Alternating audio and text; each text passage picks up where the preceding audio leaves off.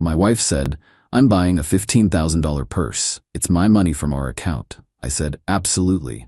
Then I opened a separate account and redirected my paycheck. The rent bounce noticed she got changed her mind about sharing. Original post: I, 38 male, been married to Jessica, 35, for 6 years. We both work decent jobs. I'm in logistics management, she's in pharmaceutical sales.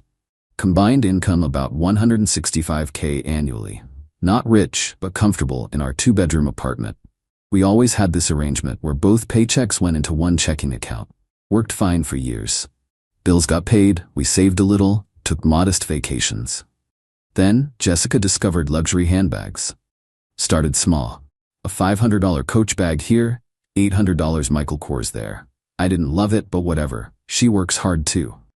Then she found this Instagram influencer lifestyle coach who preaches about investing in yourself. And luxury items hold value. 3 weeks ago, Saturday morning, I'm making breakfast. Jessica walks in holding her phone. "Babe, I found it. The one." "The one what?" "The Hermes Birkin bag I've been manifesting. It's on consignment, pristine condition, and only $15,000. I literally choked on my coffee. $15,000? For a purse? It's an investment piece. These appreciate in value. Jess, that's 4 months of rent. That's more than our entire emergency fund. It's my money too. I contribute to our account." "Yeah, you contribute 40% because you make less, and it's our money for our expenses." I'm tired of asking permission to buy things I want. My coworker Brittany has 3 designer bags. Brittany's husband owns a construction company. Just got this look, cold, determined. I'm buying it. It's my money from our account. I deserve nice things. I set down my coffee mug, real calm. "Me, you're absolutely right." Jessica, "Really?" "Me, absolutely. Your money, your choice." She literally squealed, kissed me, and started texting her personal shopper. Yeah, she has one now. Update 1 week later. That same Saturday afternoon, while Jessica was at her bag appointment, I went to the bank, opened my own checking account. Nice banker named Dorothy helped me set everything up. Monday morning, I called HR. Redirected my direct deposit to the new account, effective immediately. Also did some math. Jessica contributes about $2,600 monthly to our former joint account. I contribute $4,100. Our fixed expenses: rent, $3,200, utilities, internet, $350, car payments, 2 cars, $750, insurance, $400, groceries, household, $600. Total about $5,300 monthly. Her $2,600 doesn't even cover rent and utilities. Wednesday, she came home with the bag. 15 grand of leather and status symbol, posed with it all over the apartment, photo shoot for Instagram. Doesn't it look amazing? Me, stunning. Brittany is so jealous. She only has a Kelly, not a Birkin. Must be devastating for her. She missed my sarcasm completely. Thursday, got an email from our bank. Balance alert, account below $500. The bag purchase plus our automatic bills had drained everything. Jessica didn't notice. Too busy researching what shoes match her mess. Friday was payday. Her $1,300 biweekly hit the account. My paycheck? Safely in my separate account.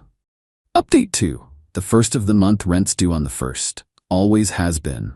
We have it set to auto-pay from the joint account. Monday, November 1st, 2:47 p.m., I get a call at work. "Jessica?" Hysterical. "Jessica, the landlord's office just called. Our rent bounced. What the hell happened?" "Oh, that's weird. Must be a banking error. They want payment today or they're starting eviction proceedings. They're charging a $200 bounce check fee. Sounds like you better handle that." "What do you mean? I better handle it?" "Well, it's your money from our account, right? Like you said." Long pause. "Where's your paycheck?" "In my account." "What account?" "My personal account." "Since you made it clear the joint account money is yours, I figured I needed my own." "You can't do that. We have bills, which you can pay with your money from our account. I don't have $3,400. I just bought an investment piece. I know. Maybe sell it?" She hung up on me. Got home that evening to Jessica on the couch crying.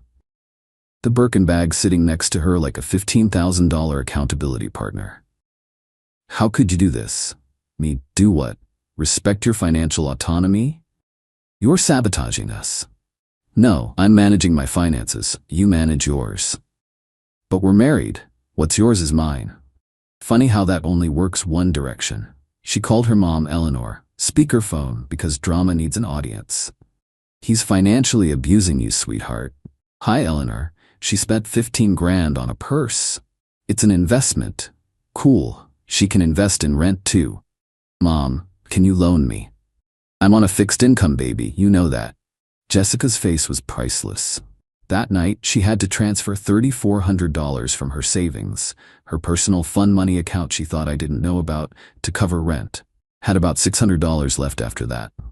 Update 3. 2 weeks later, Jessica tried everything to get me to cave. First came the tears, daily crying about how I was being cruel and punishing her for wanting nice things. Then the guilt trips. I thought we were partners. You're supposed to take care of me. This isn't what I signed up for. Then the threats. I'll tell everyone you're financially abusing me. My dad will kick your ass. Her dad's 68 with a bad hip. I stayed calm, kept paying exactly my proportional share of bills into a new joint account I set up. 38% of my income, matching her contribution rate. Fair's fair. But here's where it got interesting. Her coworker Brittany, the one with 3 designer bags, invited Jessica to a weekend trip to wine country. Fancy resort, spa treatments, the works. Jessica, I need $2,000 for the trip. He sounds expensive. Everyone's going. I'll look poor if I don't. Then maybe don't go? You don't understand. These are important networking connections. Network virtually, it's free. She went nuclear, screaming about how I was ruining her career and sabotaging her social standing. Me, Jess, you chose to spend 4 months of rent on a handbag. These are the consequences. Jessica, I'll sell it. Me, great, problem solved. But I can't. It's already lost value. The consignment shop will only give me $11,000. So your investment depreciated 27% in 2 weeks? She threw a coffee mug at the wall. Missed me, hit her Birkin. The scream she let out when she saw the coffee stain, pure agony. Update 4. The intervention. 3 weeks into the new financial arrangement, Jessica organized what I can only describe as an intervention. Came home Friday evening to find her sister Nicole, her mom Eleanor, and her best friend Amanda sitting in our living room like some sort of financial tribunal. Eleanor, Nathan, we need to discuss your behavior. My behavior? You're being economically controlling. By keeping my own paycheck? Amanda, you're supposed to support your wife. I pay my share of the bills. Eleanor, marriage means sharing everything. Tell that to Jessica's secret savings account. Jessica's face went red. How did you, me bank statements come to our address, Jess? The one for your personal emergency fund with 8 grand in it. That's different. Women need security. And men don't. You make more money. Which is why I pay 62% of our bills now, proportional to income, very progressive. Amanda, she had to borrow money from me for groceries. Me, maybe she should sell the purse. All 4 women gasped like I'd suggested selling a kidney. You don't sell a Birkin. They're impossible to get. Eleanor, it's an heirloom piece. Me, it's a bag that she can't afford. Amanda stood up dramatically. If you won't support your wife, maybe she should find someone who will. Is that a threat? Maybe it is. I pulled out my phone, opened Zillow. Cool, studio apartments in this area start at $1,800. Will you co-sign for her, Amanda? Silence. Me. Eleanor? Nicole? Anyone want to co-sign a lease for Jessica and her Birkin? More silence. The intervention committee left pretty quickly after that. Update 5. The nuclear option. Last week, Jessica went nuclear. Came home Tuesday to find she'd moved into the guest room and put a lock on the door. I'm not sharing a bed with financial abuser. That's it? Just okay? Neat, your choice, like the purse. Wednesday, she started her social media campaign. Instagram stories about surviving financial abuse and toxic masculinity in marriage. Posted pics of her eating ramen noodles, store brand, with captions like, "This is what happens when your husband controls all the money." Her friends ate it up. Comments flooded in. "Stay strong, queen. He doesn't deserve you." That's abuse, bestie. Thursday, got a call from her dad, Frank. "Son, what's this about you starving my daughter?" Frank, she spent $15,000 on a purse. Eleanor mentioned that. Sounds steep. It's 4 months of rent. Jesus Christ, 4 months? Yeah. And she's mad you won't cover her bills. Yep. That girl always was bad with money. Her mother's the same way. Why do you think I got a separate bank account in '98? We actually had a nice chat after that. Frank's been dealing with Eleanor's spending for 40 years. Friday, Jessica retained a lawyer, or tried to. Came home waving a business card. Jessica, Diane Hoffman, attorney at law. She specializes in financial abuse cases. Cool. How much did the retainer cost? She needs $2,500 up front. And I don't have it. I'm not selling the bag. She actually stamped her foot like a toddler. Update 6, reality hits. This week, everything came crashing down for Jessica. Monday, her car payment bounced. She'd forgotten to move money from her savings. $35 NSF fee plus a $50 late payment charge. Her savings now below $400. Tuesday, her credit card got declined at Starbucks. In front of Brittany, the humiliation was apparently traumatic. Jessica, I look like a poor person. Me, you are poor. You spent all your money on a bag.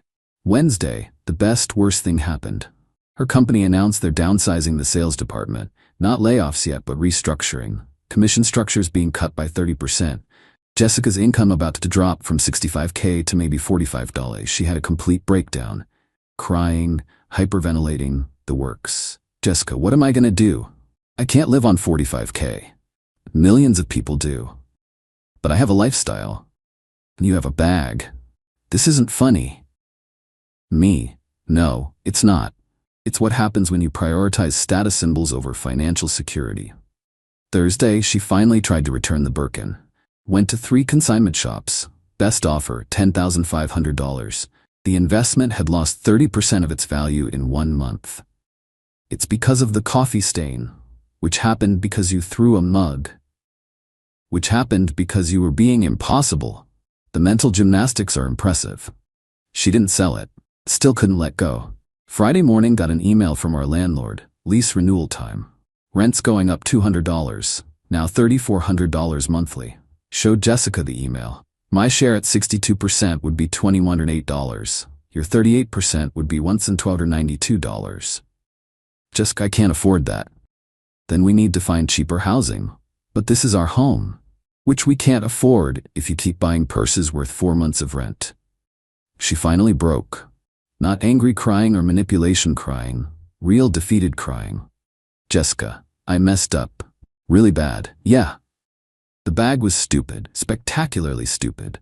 What do I do? Sell the bag, learn to budget, stop trying to keep up with people who make triple what you do. Can we go back to sharing?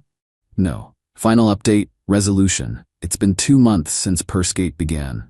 Here's where we ended up. Jessica sold the Birkin. Got $10,500 for it. That $4,500 loss in 2 months taught her more about investments than any Instagram guru could. We're separated. Not legally, just practically. Still living in the same apartment until the lease ends in 3 months, but as roommates. She pays 38% of bills, I pay 62%. Fair split based on income. She's in therapy now. Apparently has a shopping addiction and deep insecurity about her status. Who knew spending 15 grand on a purse might indicate some issues? The influencer she follows? Turns out she's facing bankruptcy. Whole lifestyle was fake, funded by credit cards and scamming followers. Jessica unfollowed her. Brittany, the coworker with 3 designer bags, her husband filed for divorce. Turns out he didn't know about the bags or the $80K in credit card debt she'd hidden. Jessica's been real quiet about that. Jessica's working 2 jobs now. Picked up freelance work doing social media for small businesses. Ironically, she's good at it since she's spent so much time trying to portray a fake lifestyle. Makes an extra $1,500 monthly. We're getting divorced. Mediation, not court. Since we kept finances separate these last 2 months, it's actually pretty clean. She keeps her debt, credit cards she hid from me, about $12. I keep my savings. Apartment's in my name, so she's moving back with her parents next month. Eleanor's thrilled. Not about the divorce, but about Jessica moving home. Eleanor called yesterday. Maybe this will teach her to be more careful with money. Eleanor, she learned it from watching you. I've never bought a $15,000 purse. No, but Frank told me about the $20,000 you spent on kitchen renovations without telling him. That's different. Kitchens are practical. You don't cook, Eleanor. She hung up. Jessica and I had one final conversation last night. Jessica, I really screwed this up, didn't I? Completely. The bag wasn't worth our marriage. Me no, but it revealed something important. You see money as yours or mine. I saw it as ours. We were never on the same page. I got caught up in keeping up with everyone. Everyone who's probably in debt up to their eyeballs. Yeah, Brittany's living with her mom now too. We both laughed at that. Dark humor, but still. Think you'll ever trust someone with money again? Me, with transparency and boundaries. Separate accounts, joint account for bills only. Smart. I'm never combining finances again either. Because you learned about financial responsibility? God no, because I want to buy stupid stuff without someone judging me. At least she's honest now. Moving forward, I'm keeping the apartment, getting a roommate to help with rent. Dating's off the table for a while. Need to process how I ignored the red flags for so long. Like when she hid packages, or had credit cards I didn't know about, or followed influencers who preached deserve culture. Jessica's moving back home, working 2 jobs, and already eyeing a $3,000 Louis Vuitton. Some people never learn. The Birkin, the new owner, some doctor's wife, is very happy with it, even got the coffee stain out, so it's having a better life than Jessica right now. Lesson learned. When someone shows you their priorities, believe them. And when they say it's my money from our account, run. Run fast, run far. Oh, and never, ever marry someone who calls handbags investments. That's not investing. That's just expensive hoarding with better marketing. Edit. Since people asked, yes, the divorce is amicable. We're too exhausted to fight anymore. The purse literally broke us both. Her financially, me emotionally. Edit 2. Stop DMing me about the Birkin authentication process. I don't care. It's not my problem anymore. Edit 3. For everyone saying I should have just talked to her, I tried. For years. Every time she'd cry about me not supporting her dreams or being controlling. The purse was just the nuclear option that finally ended the delusion.